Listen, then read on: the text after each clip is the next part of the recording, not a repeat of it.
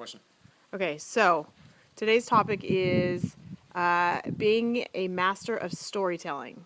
This is a really great topic because facts tell and stories sell. That's number one. Burn this in your brain. If you don't believe me, just stop watching this and go do something different, because this is what it takes to go out and get anybody involved in anything you're doing, whether this is volunteer work, whether this is a church thing, a Beachbody thing. I don't care what it is you're doing in life.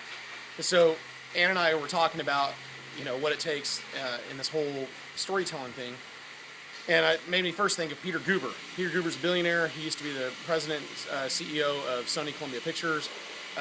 He owns more pro sports franchises than any other person in United States history. He used to teach at UCLA, self-made guy, New Yorker, great guy. And he wrote a book called Tell to Win. And it's all about how you're telling stories to win, right? Well, so he tells this great story about how Magic Johnson asked to have a meeting with him one day, a while back, and Magic Johnson comes in and says, hey, he goes, I got this place. He goes, there's this country that has the most amazing demographics for moviegoers. He goes, I want to go build movie theaters in this place. He goes, these people don't care about the reviews. They don't buy into all the hype. If people say they don't like the movie, they tend to spend X amount of dollars on concessions per person. If they love a movie, they're a very social group, and they'll tell everybody. If they don't like the movie, they don't tend to really tell anybody. He's like, it's this amazing thing, blah, blah, blah. And he was telling them this story about these people and their movie-going experiences. And by the end of this thing, Peter Guber's like, Magic, where is this? Is this Qatar? Is it Mexico City? Like, let's go. I want to build movie theaters. I want to invest. Where is this? And Magic goes, well, it's 6 miles right down the street, South Central. He's like, you got to be kidding me. And so the moral of the story is that Peter Guber would have never listened to him if he'd have walked in the door and said, hey, I want to go build movie theaters in South Central. What do you say? Let me tell you all the facts why.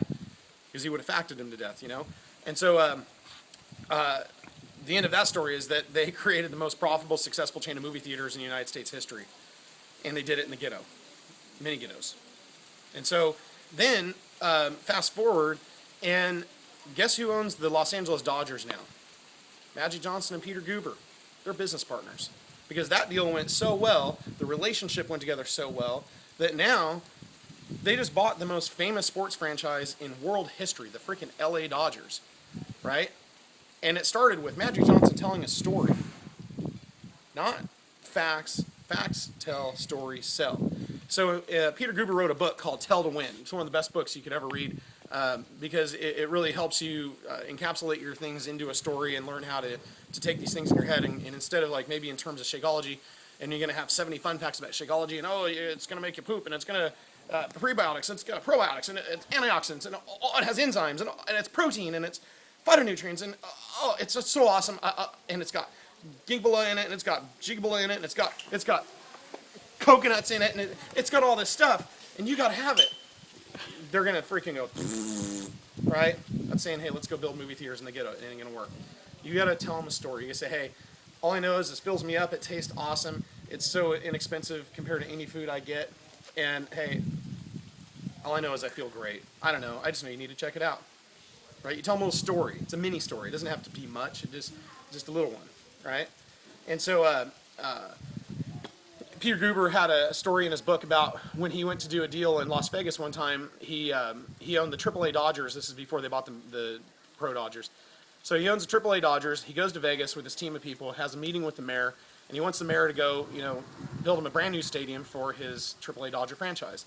And he goes in there and he facts the ever-living hell out of the mayor of Las Vegas. Fact. Here's all the reasons why this is going to work for the people of Vegas. Here's your demographics. Here's population. Here's baseball lovers. Here's sports lovers. Here's gamblers. Here's this. Here's that. And he's just blowing the doors off with facts. And he's thinking, oh my God, I'm hitting a home run, right?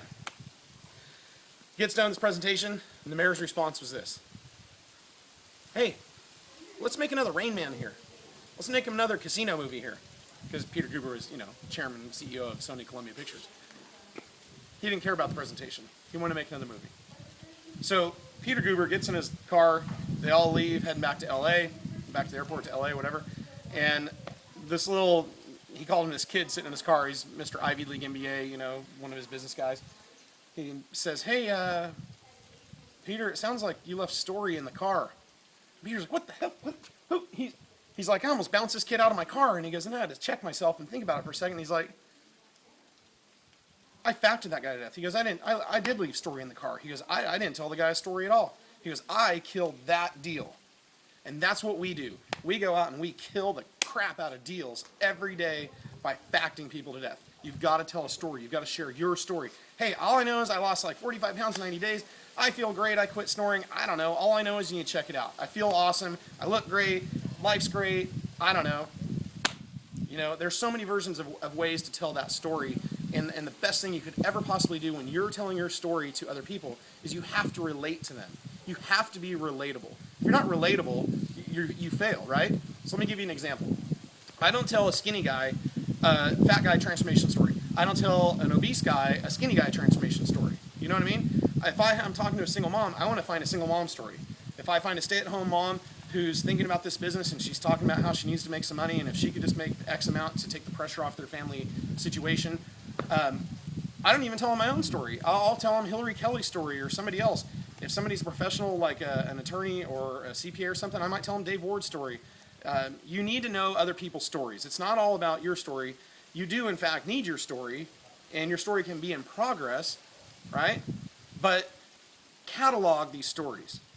Have them in your hip pockets. And my thing with all my journeys, all my travels in this journey of Beachbody is that I have plugged into everything. I've said yes to everything that's positive. Every event that I could possibly get to, I went to. I've been to 4 summits. I've been to 4 leadership events. I've been on the trips. I've done the stuff. I've won all the stuff. And I only really did that to prove to people, on one hand, that it could all be done for you, the team.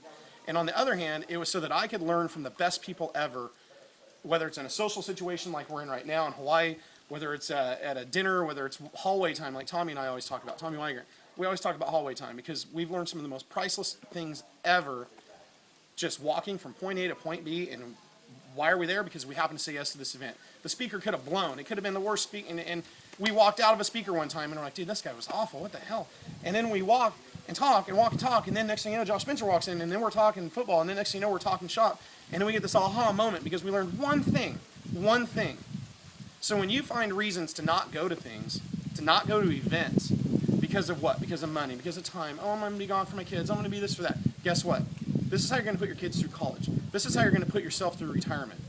If what you're doing isn't getting you to your goals right now, you have to change what you're doing. It's a very simple thing. And you have to be honest with yourself when you look in the mirror and go, look, is what I'm doing getting me there or not? And what I find in my travels is that most people seem to be disconnected from their goals. So, i.e., they don't know what their goals are. They don't have great definition. So say here we are in Hawaii right now. We're on the Team Victory Top Coach trip. We've had the greatest time ever. And if somebody told me, hey, I want to go to Hawaii with a group of friends, and you write that down on their goal list, and that's in their Getting Started Right document, you're not done. But most coaches think that's when they're done. They think, hey, I got it. They want to go to Hawaii, group of friends, 1 week, and have a great time. Next, how much weight do you want to lose? Like, whoa, back up. I want to paint the picture of what's it going to feel like to be staring at this beautiful view, the ocean, the coconuts, the birds chirping in the morning, the flowers, the friends, the experiences. What's it like to sit here in total silence and all you hear is the breeze and it's just kind of fluffing through your hair. And then next thing you know, somebody puts on some great music and you're just enthralled in this moment and you're just like, oh my God, I'm on vacation. What's it like to be right over here on the lawn working out with your friends and just hear the breeze? Next thing you know, somebody points out that there's a whale splashing in the water. What's that going to feel like? All I know is that when I got off the plane and they said, oh, hey, by the way, we don't have ramps here. We'd have the stairs. You get out and you're outside. And I'm like, okay, whatever. And then I looked at the airport. I'm like, my God, this airport doesn't even have walls. And then I heard the music. And then I heard something else. And then I saw the people. And I don't know what it was, but my heart rate just went down. And I just relaxed. So it's getting your dream, your why, your goals into such a detail that you can visualize what I just said. I visualized it. I saw this trip before I ever went on this trip. I've never been here before. I've never traveled with all these people in this particular group. But yet here we are. And it's as if I've seen it. And it's kind of like when they talk about when Walt Disney passed away before Disney World opened. And there was, the big group of people in there having this service. And they said, man, it's such a shame that Walt couldn't have seen all this. And somebody in the family says, whoa, he saw it before any of you ever saw it. He saw it right here. So visualize, tell those stories, go forth, have fun.